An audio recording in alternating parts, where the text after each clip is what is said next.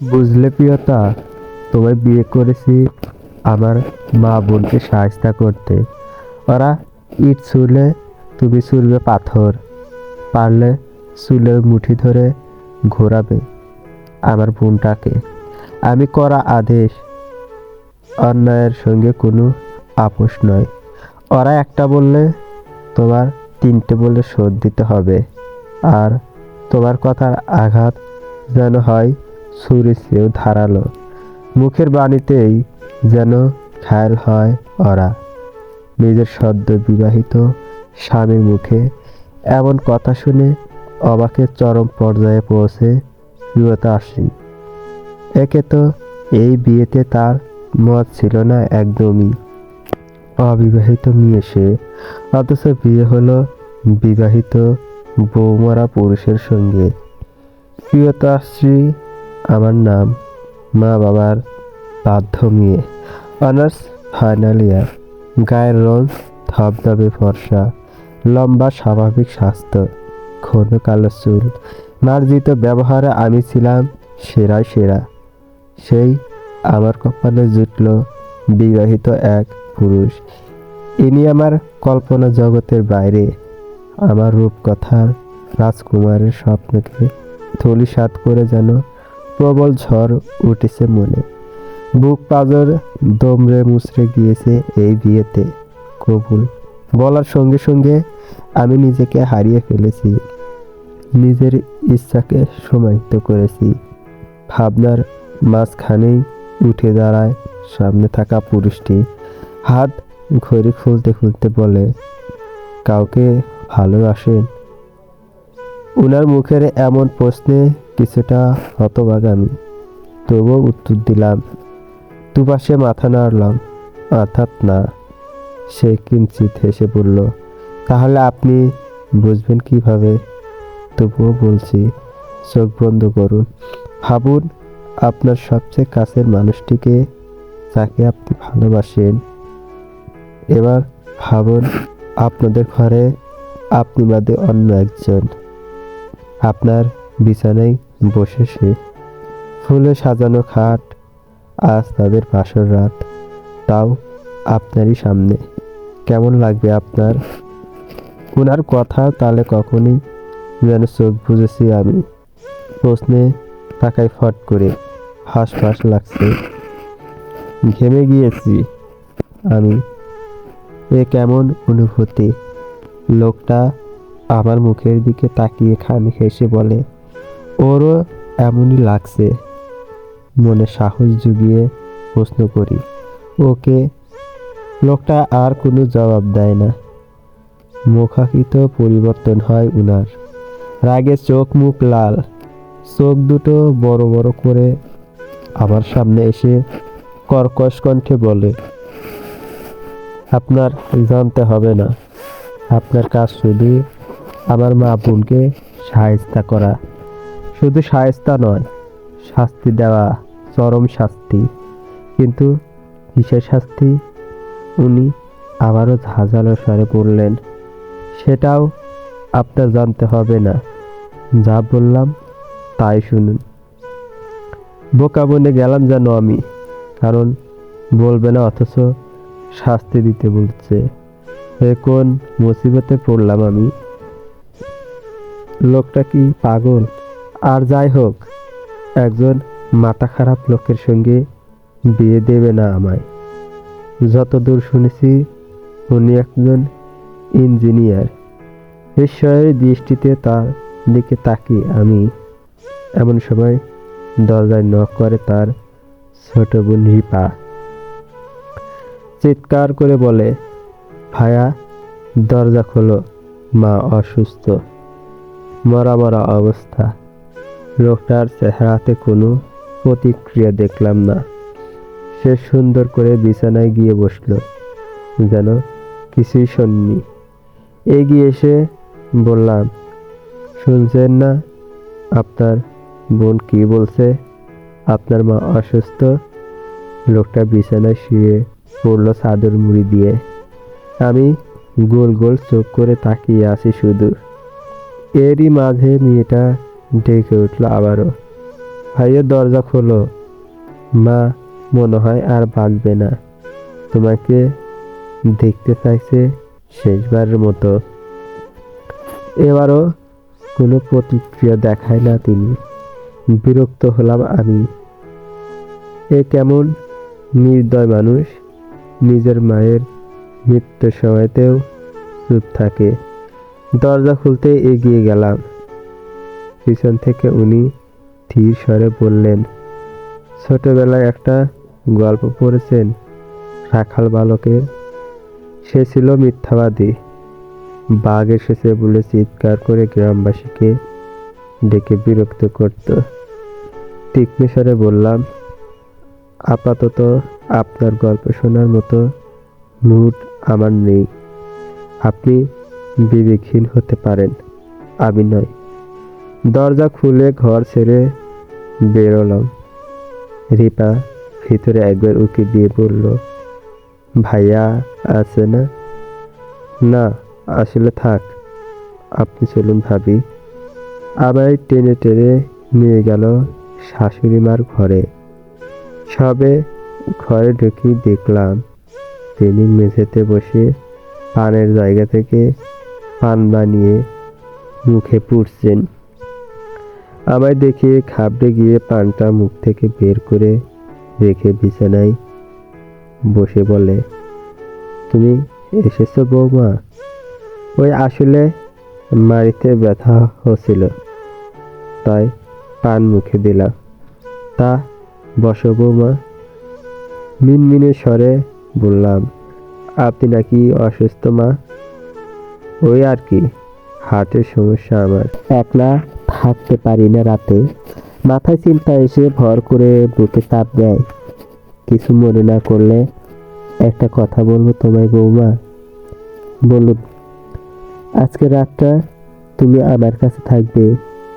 বুকের ব্যথাটা বেড়েছে, না জানি কখন কি হয়।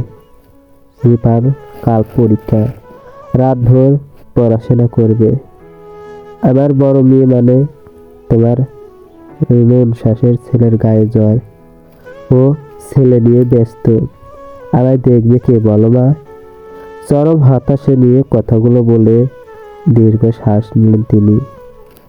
আমার মায়া হলো বড্ড অসুস্থ একটা মানুষ, অথচ তাকে দেখার কেউ নেই।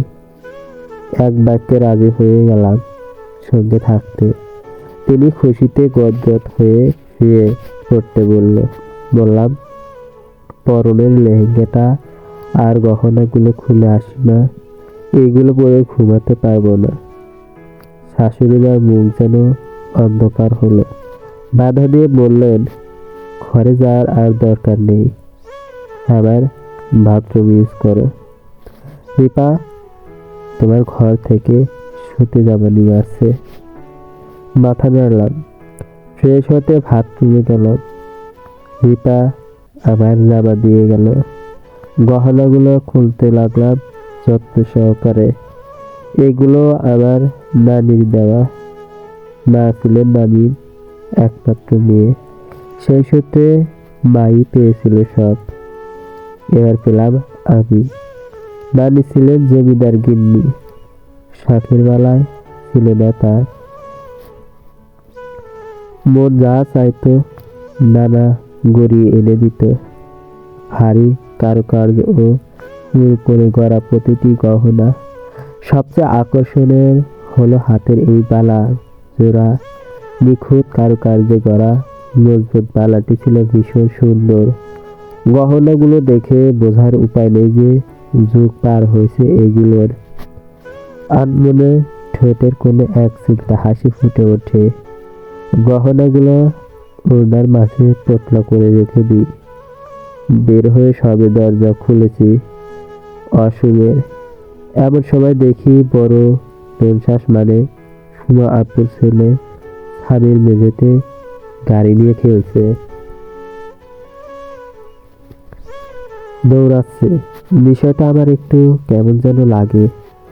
বাচ্চাটা নাকি অসুস্থ, তাহলে এত ফিট হয়ে খেলছে কিভাবে? আমায় বের হতে দেখে সুমা আপা দ্রুত এসে ছেলের হাত ধরে দাঁড় করালো, চোখ রাঙালো। ছেলেটা মুখ ছোট করলো, মাথা নিচু করলো। আপু একগাল হেসে বলল, ছেলেটা একদম কথা শোনে না, জ্বর শরীর নিয়ে খেলতে যায়। তোমরা শুয়ে পড়ো, আমি আসছি। ছেলেটাকে টানতে টানতে নিয়ে যায় সে। রিপাও পড়াশোনা আছে বলে বিদায় নেয়। মা দরজা লাগিয়ে দেন। আমি গহনাগুলো নিয়ে বিছানা বসতেই শাশুড়ি মা এক দৃষ্টিতে তাকিয়ে রয় সেদিক। বলে, এগুলো পুরোনো আমলের খাঁটি সোনার গয়না, তাই না মা? জি, দেখেই বুঝেছিলাম। তা মা, এখানে কত ভরি হবে সব মিলিয়ে? সঠিক হিসেব আমার জানা নেই, তবে মায়ের থেকে শুনেছিলাম 8-10 ভরি হতে পারে। শাশুড়ি মা অবাক দৃষ্টিতে আমার দিকে তাকিয়ে রইলেন। আমি একটু অপ্রস্তুত হয়ে পড়লাম।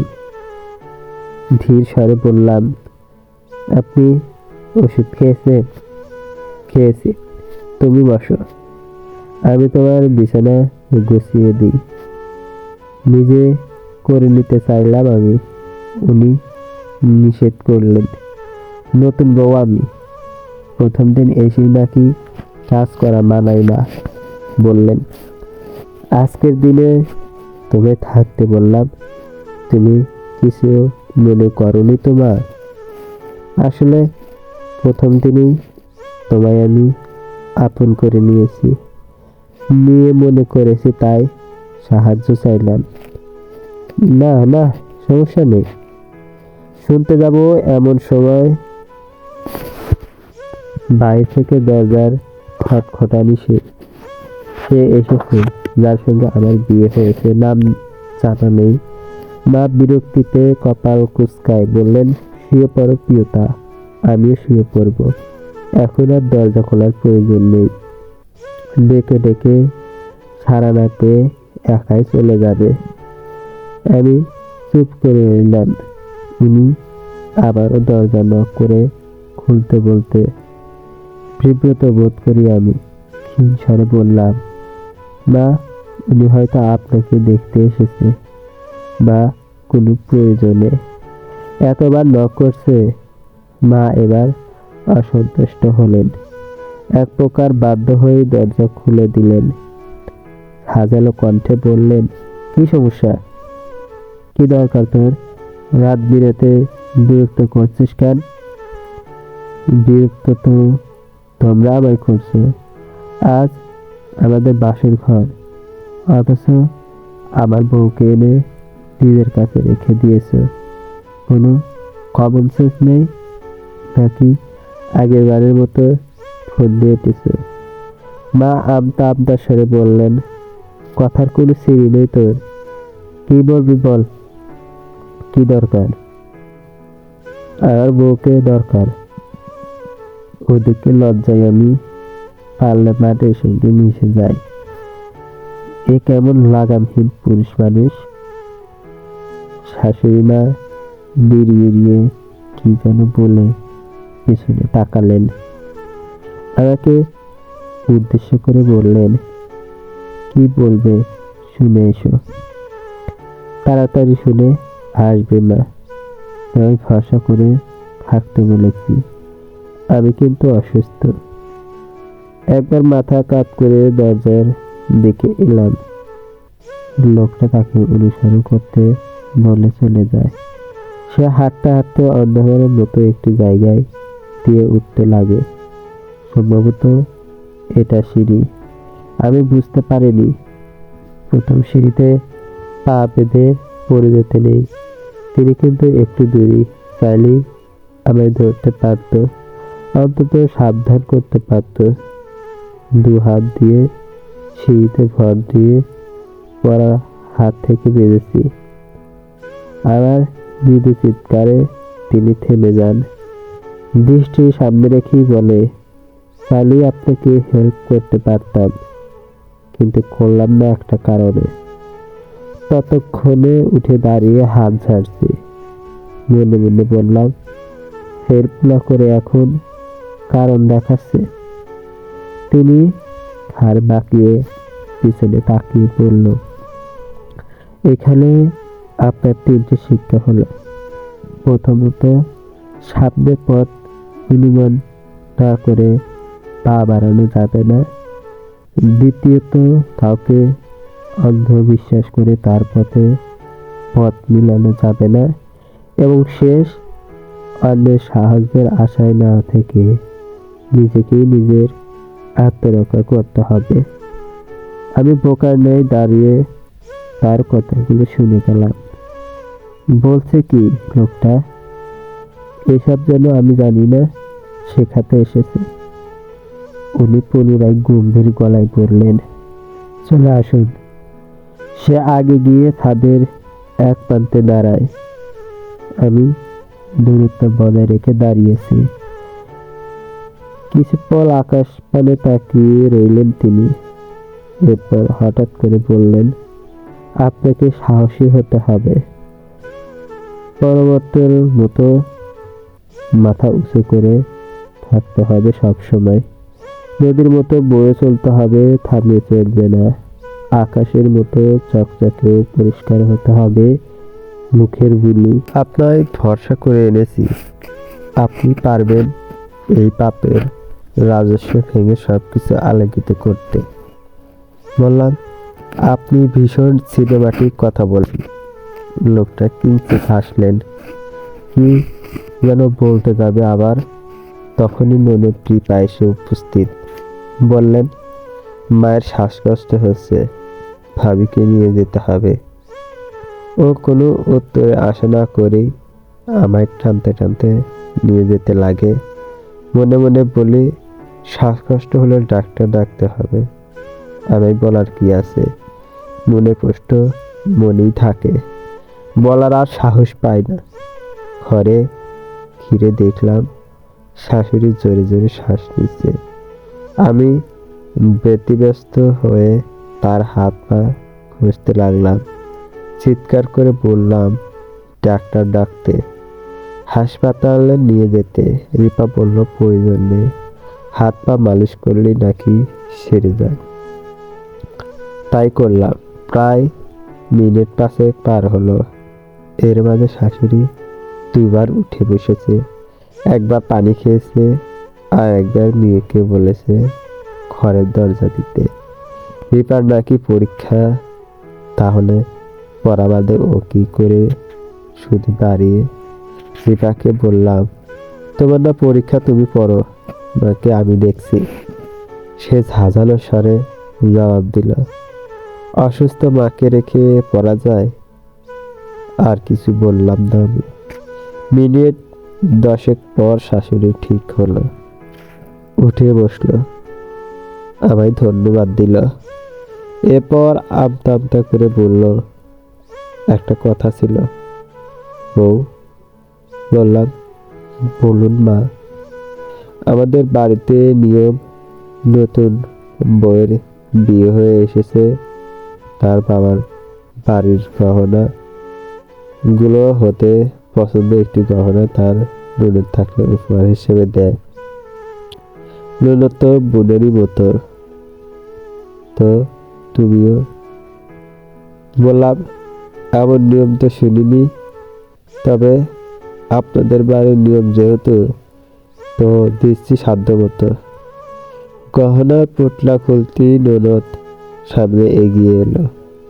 হাতের আঙ্গুলগুলো একত্র করে চৌকা করে রাখলো। চুরি পরার সময় আমরা যেমন করি, আমি বেছে বেছে একটা সুন্দর আংটি তার হাতে পরিয়ে দিয়ে মুখের দিকে তাকালাম। মেয়েটার গম্ভীর মুখ, খুশি হয়নি নাকি? শাশুড়ি কেমন আবলা হেসে বলল, এটা দিলে? হ্যাঁ, আংটিটা সুন্দর না? সিম্পল ডিজাইনের মধ্যেও ও সবসময় পরে থাকতে পারবে। শাশুড়ি আবারও একটু হেসে বললেন, হ্যাঁ সুন্দর সুন্দর। রিপা কিছুই বলল না, গম্ভীর মুখ নিয়েই চলে গেল। আমি বুঝতে পারলাম না বিষয়টি। হলো কি মেয়েটার? আংটি পেয়ে খুশি হয়নি নাকি? আনমনে এসব ভাবতে ভাবতেই শুয়ে পড়েছি। চোখে ঘুম নেই। ভাবছি শাশুড়ির বলা তখনের কথাটি। এবারই বউরা মানে আমি যতদূর জানি উনি বড়। 4 ভাই বোন উনারা। 2 ভাই 2 বোন। ছোট ভাই বিয়ে করেনি, তাহলে আর বউ এলো কি করে? উনার বড় বউ তো। মুখখানা থমথম হয়ে গেল আমার। চুপচাপ শুয়ে রইলাম চোখ বন্ধ করে। ঘরে ড্রিম লাইট জ্বলছে। একটু পর শাশুড়ি মা ধীরে ধীরে উঠে বসে আমার দিকে ঝুঁকে গেল। চোখের সামনে হাত নাড়ল। সাধারণত মানুষ ঘুমিয়েছে কিনা খেয়াল করে যেভাবে। ভাবলাম কিছু লাগবে হয়তো। বললাম কিছু লাগবে মা। সে চমকে গেল যেন। আমতা আমতা করে বলল, পানি। উঠে বসে বেড সাইড টেবিল থেকে গ্লাসে পানি দিয়ে বললাম, বললেই হতো। আপনি চিন্তা করবেন না, আমি সজাগ আছি। অসুস্থ মানুষ রেখে সারা ঘুমানো আমানবিক কাজ। বলল সমস্যা নেই, ঘুমো। আমি নিষেধ করি, উনি শুয়ে পড়েন। আমি এক কাত হয়ে। মা বারবার এদিক ওদিক ঘুরছে, নড়াচড়া করছে প্রচন্ড। যেন শান্তি পাচ্ছে না। একটু পর সে উঠে দাঁড়ালেন। বললেন, রিপা পড়ছে কিনা দেখতে যাবে? মায়ের মোট নিয়ে যেতে চাইলাম আমি। সে নিষেধ করলো, একাই যাবে। গেল তিনি। আমি শুয়ে রইলাম। মিনিট 5 পর ফিরে এলেন, হাতে 1 গ্লাস দুধ নিয়ে। বললেন, পাশের ঘরে দুধ খেতে হয়, তোমার খাওয়া হয়নি। মনে ছিল না আমার, এই জন্য নিয়ে এলাম, খেয়ে নাও। আমি যতদূর জানি এসব নিয়ম এখন আর কেউ মানে না। আর বললাম, এটা স্বামী স্ত্রী পালন করে থাকে। শাশুড়িরা নতুন বউকে দুধ খাওয়ায়, এ আবার কেমন নিয়ম? বললাম, এত রাতে দুধ খাবো না আমি মা। এছাড়াও দুধ আমার পছন্দ না। আর আমি তো আপনার সঙ্গে আছি, বাসের ঘরে নয়, তো না খেলেও চলবে। উনি ভ্রু কুঁচকে বলল, সে যেখানেই থাকো, আজ বিয়ের প্রথম রাত খেতেই হয়। আজ খেয়ে নাও মা, নাক ধরে খেয়ে নাও, খেতেই হবে। উনি রীতিমতো জোর করেই খাইয়ে দিলেন। দুটো খেয়ে মুখ সরিয়ে নিতেই বলল, পুরোটা খাও, তাহলে কাজ করবে না। অবাক হয়ে বললাম, কি কাজ করবে না? উনি কাপা স্বরে বলল, ওই ওই নিয়ম আর কি। পুরোটা খাওয়ার নিয়ম। বাধ্য হয়ে খেতে হলো। খেয়ে বিছানায় মাথা রাখলাম। মা এসে মাথায় বিলি কেটে দিচ্ছে। সে তো অসুস্থ, তবুও দিচ্ছে। ভালো লাগছে আমার। মা ফিল হচ্ছে সত্যিকারের। মিনিট 2 মাঝে খুব খুব ভাব চলে আসে। একটু পর যেন চোখের পাতা টেনে খুলতে পারছি না। চোখ বুজে ফেলেছি, কিন্তু মস্তিষ্ক তখনও জাগ্রত। শাশুড়ির হাসির শব্দ পেলাম। ঘুমে তলিয়ে গেলাম। স্বপ্নে দেখছি কেউ আওয়াজ জবাই করছে। গল্প প্রিয়তার পূর্ণতা। নাদিয়া আফরিন নতুন গল্প। পর্ব 1 শেষ। সাংসারিক রোমান্টিক ও থ্রিলার কম্বিনেশন। ভালো লাগবে আশা করি। কিছু বাস্তব চরিত্র ফুটে উঠবে। পরবর্তী গল্প পাওয়ার জন্য চ্যানেলটি সাবস্ক্রাইব করুন, লাইক দিন, কমেন্ট করে জানাবেন। ধন্যবাদ।